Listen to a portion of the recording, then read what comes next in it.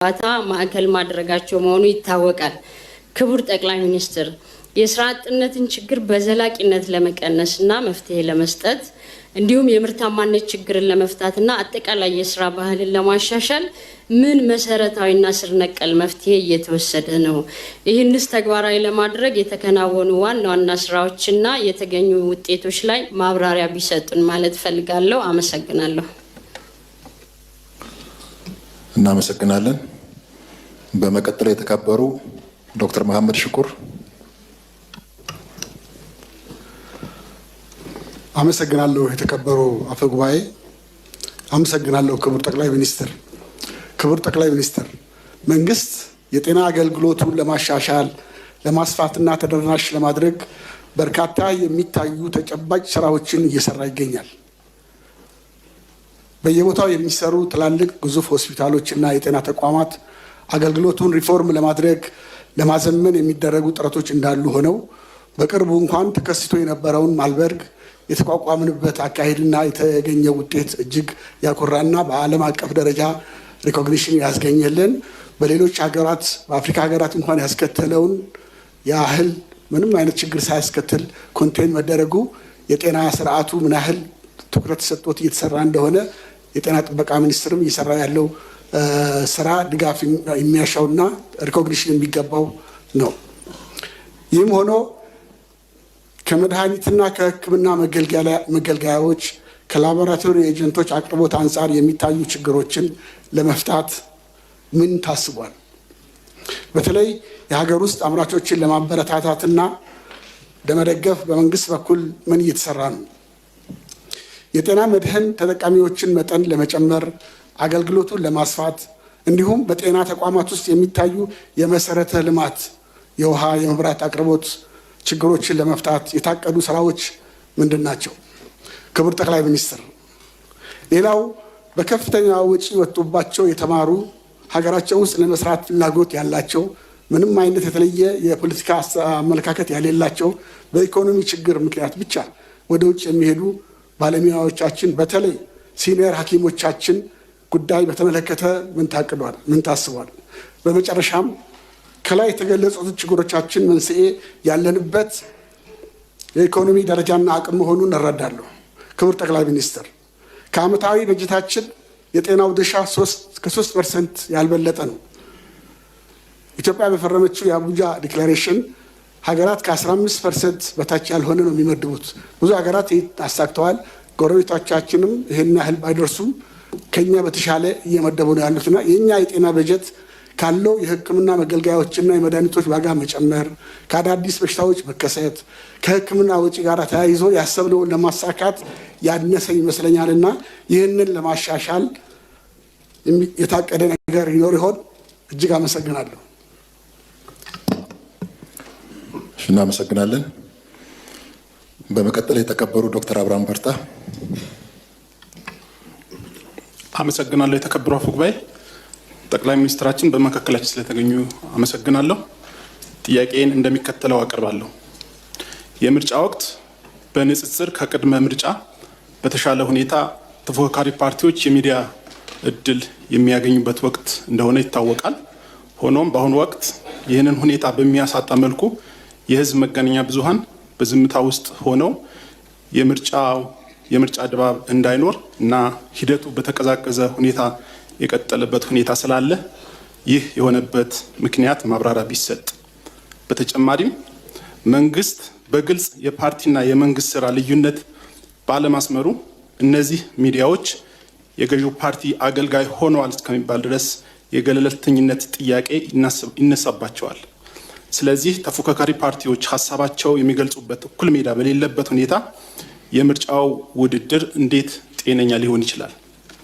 ከዚሁ ጋር በተያያዘ የምርጫው ታማኒነት እና ቅቡልነት እንዲያጣ በቅድመ ምርጫ ወቅት በተለየ መልኩ የህግ ሂደቱን ባልተከተለ ሁኔታ የተቃዋሚ ፓርቲዎች አባላቶች የዘፈቀድ እስር፣ ፓርቲዎች ሀሳባቸው የሚገልጹበት እኩል ሜዳ በሌለበት ሁኔታ የምርጫው ውድድር እንዴት ጤነኛ ሊሆን ይችላል? ከዚሁ ጋር በተያያዘ የምርጫው ታማኒነት እና ቅቡልነት እንዲያጣ በቅድመ ምርጫ ወቅት በተለየ መልኩ የህግ ሂደቱን ባልተከተለ ሁኔታ የተቃዋሚ ፓርቲዎች አባላቶች የዘፈቀድ እስር እና መንግስት በተደጋጋሚ እንደተጠየቀው የመንግስትና የፓርቲ ስራ ለይቶ ለመስራትና ለማረም ቁርጠኝነቱ አለ ወይ? በመጨረሻም የሲቪክ ማህበራት በርካታ መሆናቸውን መንግስት ቢገልጽም የዜጎች መብትና ግዴታ በማሳወቅ ረገድ በተለይ እንዲህ አይነት ምርጫ ወቅት ላይ ኃላፊነታቸው በቅጡ እንዲወጡ ግምገማ ይደረጋል ወይ?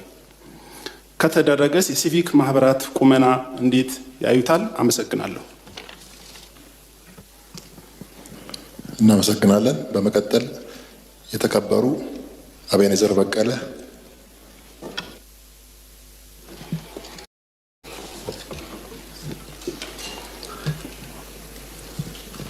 አመሰግናለሁ ክቡር አፈ ጉባኤ። አመሰግናለሁ ክቡር ጠቅላይ ሚኒስትር። በ2018 የመጀመሪያው ግማሽ ዓመት የመንግስት ስራዎችን አፈጻጸም ላይ ለሚነሱ ጥያቄዎች ምላሽና ማብራሪያ ለመስጠት በመካከላችን ስለተገኙ በድጋሚ አመሰግናለሁ። በመጀመሪያው ግማሽ ዓመት የፌዴራል መንግስት በዋና ዋና የትኩረት መስኮች ሁሉ በብዙ ተግዳሮቶች ውስጥም ተኩኖ የኢትዮጵያን ከፍታ እውን ማድረግና ብልጽግናን ማረጋገጥ የሚያስችሉ ኢኮኖሚያዊና ማህበራዊ ጉዳዮችን ካለፉት ተመሳሳይ ወቅቶች ጋር ሲነጻጸር በእጅጉ እምርታና ለውጥ የታየበት እንደሆነ ከሪፖርቱ ማየት ችያለሁ። ክቡር ጠቅላይ ሚኒስትር፣ የታሪክ መዝገብ ውሸት አያውቅም። በተቃርኖ ሀሳብ ብቻ መጀገን አይቻልም። በምክንያት ላይ የተመሰረተ ተቃርኖ ወይም ነቀፌታ መልካም ነው፣ እንዲሁም አስተማሪ ነው። ያለንበት አውድ ከውስጥም ከውጭም የትላንትናውን የድህነት ካባ ዳግም ማልበስ የሚሹ ለውጡ ያስቆጣቸው አካላት ሌት ተቀን የሚታትሩበት ወቅት ነው። ይህ ጊዜን ከባድ የሚያደርገው ያለፈውን ዕዳ እየከፈሉ የነገውን ተስፋ መገንባት ነው። የቆየ የማክሮ ኢኮኖሚ ስብራትን ለመጠገን የሚወሰዱ እርምጃዎች ዛሬ ቢከብዱም ነገ ግን የሚበላ ሁሉም ናት። እድገትና ለውጥ ደግሞ በቆራጦችና በጨከኑ የቁርጥ ቀን ልጆች የሚመጣ እንጂ በምኞትና ስንፍናም አይሆንም። በአፍ እየተደናነቅን በልብ እየተነጣጠቅንም አናድግም። የመጣነው መንገድ በብዙ ፈተናና ሴራ የታጨቀ ነው። አባቶቻችን የሕዝብን ነፃነትና ክብር ከራሳቸው ሕይወት አብልጠው የገነቡትን ድንቅ አገር እኛም በመደማመጥና በመተጋገዝ ህልማቸውን እውን ማድረግ በሚቻል መልኩ ባለፉት 7 ዓመታት በእርሶ መሪነት የተሰሩ ስራዎችን በማጽናት ሀገራችንን በዓለም መድረክ ከፍ የሚያደርጉ ሜጋ ፕሮጀክቶች በአዲስ አበባና በሌሎች ከተሞች እየተከናወኑ ያሉ የኮሪደር ልማት፣ እነዛን ሰው የማይጠጋቸው የወንዝ ዳርቻዎች ዛሬ ውብና ማራኪ የሆኑ ልማቶች፣ የኑሮ ዘይቤ ለውጦች ማንም ልክዳውና ሊያንኳስሰው አቅም እንዲያጣ አድርገዋል። ይህ ለውጥ የተስፋ ብርሃን ሲሆን ማየትና መስማት ለሚፈልጉ ደግሞ ስራው ራሱ ሕያው ምስክር ሆኖ ቆሟል። ሀገራችን ኢትዮጵያ ግን የትልቅ ታሪክ አርማ አፍሪካዊ ተምሳሌት ሀገር መሆኗ የማይቀር መሆኑን በሚያመላክት ትክክለኛ መንገድ ላይ እንድትሆን ለሰሩት ድንቅ ስራና አመራር ነገ በሀገራችን የመንግስታት ታሪክ የሚወሱ አኩሪ ታሪክ በጉልህ አስቀምጠዋልና ለእርሶና ለመንግስቱ ያለኝን አክብሮትና አድናቆት ለመግለጽ እወዳለሁ። ክቡር ጠቅላይ ሚኒስትር፣ ይህ ለውጥ በሁሉም አካባቢ የፈጠረው መነቃቃት ይበል የሚያስብል ቢሆንም አሁንም በከተሞች የሚታየውን የቤት አቅርቦት ችግር ለመፍታት የመሰረተ ልማት ጥያቄዎችን ለመመለስ ከተሞች የኢንዱስትሪ እና የእድገት ማዕከላት እንዲሆኑ ለማስቻል እንዲሁም በአሁኑ ጊዜ ከለውጡ መንግስት ጎን ሆና በራስ አቅም የሚቻለውን ሁሉ ህዝቡ እየጣረ የለውጥ ማሳያ ለመሆን የምትዳክረውን አዲሲቷን የማዕከላዊ ኢትዮጵያ ክልል የአየር ትራንስፖርት የሌላት ብቸኛ ክልል ናትና የሆሳዕና ኤርፖርት ግንባታ ማዕከል ሆና ከዞኖቿ ጋር ሆሳዕና፣ ከጠምባሮ አንሺ ሆሳዕና፣ ከሽንሽቾ ዳነማ ሐዋሳ መንገድ በመንግስት ድጋፍ እንዲሰሩ ትሻለችና እጆ ከሚል ለሚለው ህዝባችን የከበረ ምላሹን እንዲሰጡ በታላቅ አክብሮት እጠይቃለሁ።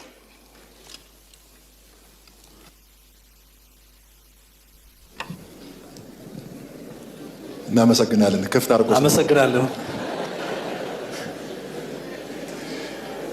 እሺ፣ እናመሰግናለን። በመቀጠል የተከበሩ ኢሳ ቦሩ። አመሰግናለሁ። የተከበሩ አፈ ጉባኤ፣ እንዲሁም ክቡር ጠቅላይ ሚኒስትር ዶክተር አብይ አህመድ ከምክር ቤቱ እንደሚነሱ ጥያቄዎች ምላሽና ማብራሪያ ለመስጠት በመካከላችን ስለተገኙ በኢትዮጵያ ሕዝብ ስም ምስጋናዬን እያቀረብኩ፣ የተከበሩ አፈ ጉባኤ፣ ጥያቄን ከማቅረቤ በፊት ለክቡር ጠቅላይ ሚኒስትር ዶክተር አብይ አህመድ ምስጋና እንዲያቀርብ ይፈቀድልኝ። ይኸውም ምንድነው? በቅርቡ የኢፌድሪ አየር ኃይል 9ኛ ዓመት ክብረ በዓል በደማቅ ሁኔታ መከበሩ ይታወቃል። በዓሉ የሀገራችንን ከፍታ ያሳየ፣ የጠላቶቻችንን ቅስም የሰበረ፣ ተቋሙ ከነበረበት ከፍተኛ ውስብስብ ችግሮች በእርሶ በሳል አመራር እዚህ ደረጃ በመድረሱ ታሪክ የማይረሳው ስለሆነ ላቅ ያለ ምስጋናዬን ለማቅረብ እፈልጋለሁ። የተከበረው ምክር ቤትም እንዲያመሰግንልኝ እጠይቃለሁ።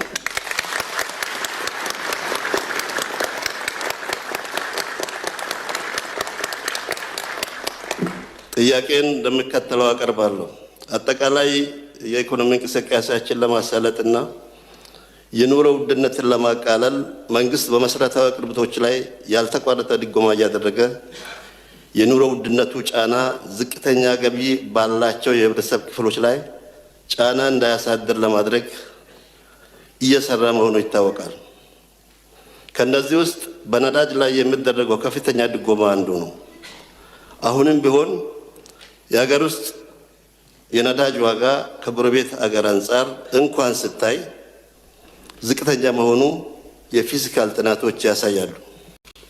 ይሁንና ክቡር ጠቅላይ ሚኒስትር፣ ነዳጅ ላይ በየወሩ የዋጋ ጭማሪ የሚደረግበት ዋነኛ ምክንያት ምንድን ነው?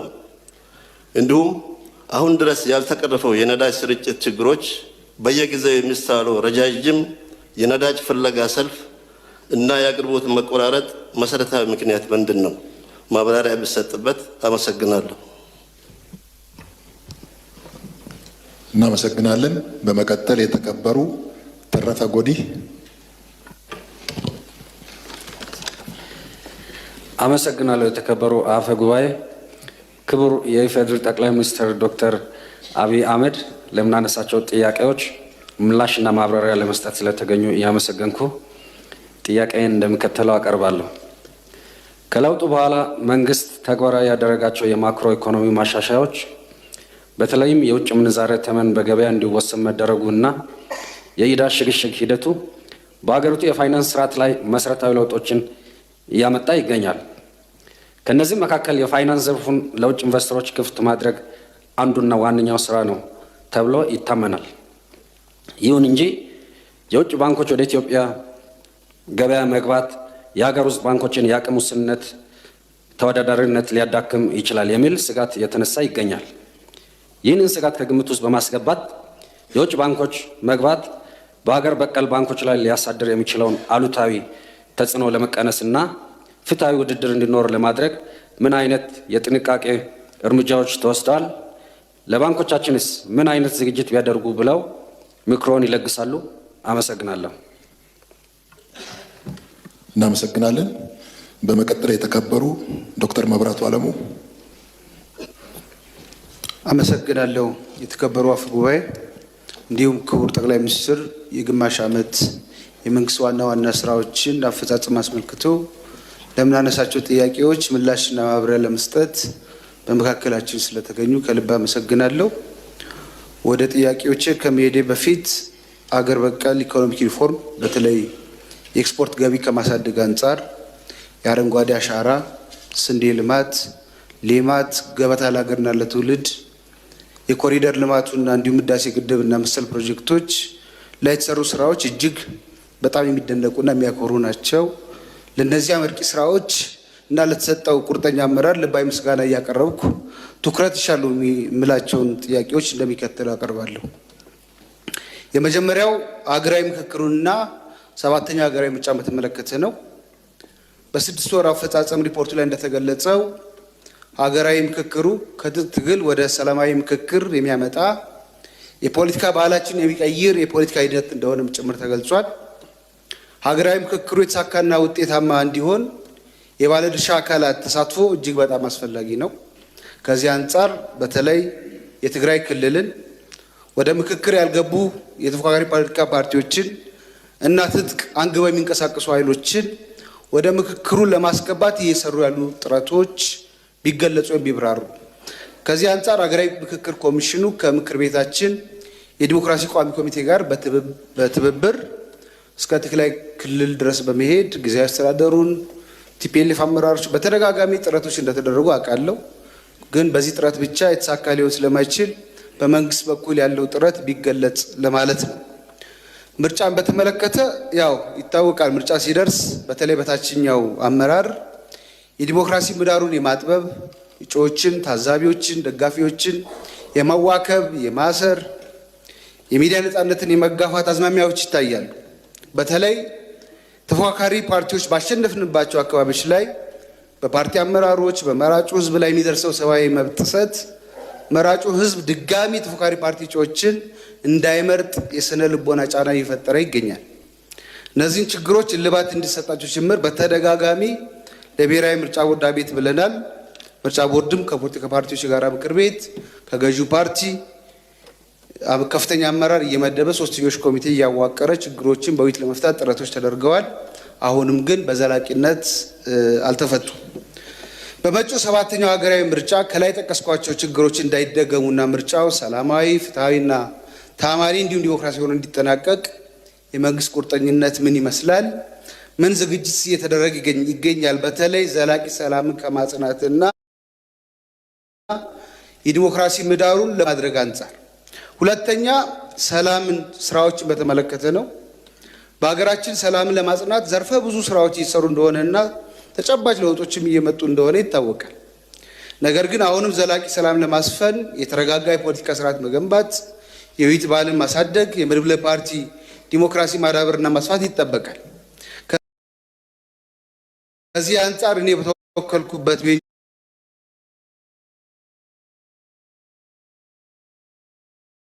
ቤኒሻንጉል ጉሙዝ ክልል መተከል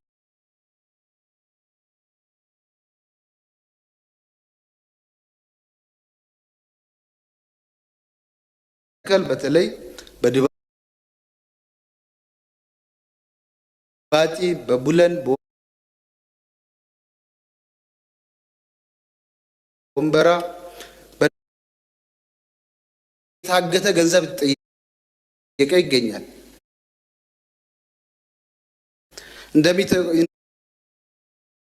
እንደሚታወቀው ክቡር